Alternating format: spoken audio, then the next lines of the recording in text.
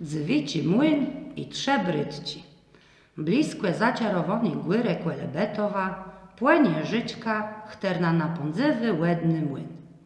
Ledze nazywa ległe dzywicim młynem, błetiłe łe północe z westrzódka góry bliskłe młyna, weleziają trze brydci.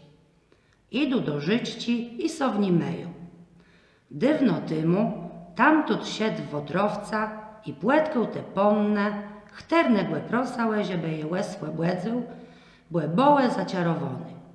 Wodrowcik zgłedzał sonato, że przez trze nybleści noce, bodze noseł kłyś do z nich na smontyś, blusły na nimyzie so łeb zrac łeb droga. Dwie piersi ponne udało mu sozoniest. Trzecy noce, jak niósł jedna brydka, kłele kłescoła spyt mu z głowę kapeliś. Chłop krzyknął: mój kapeliś!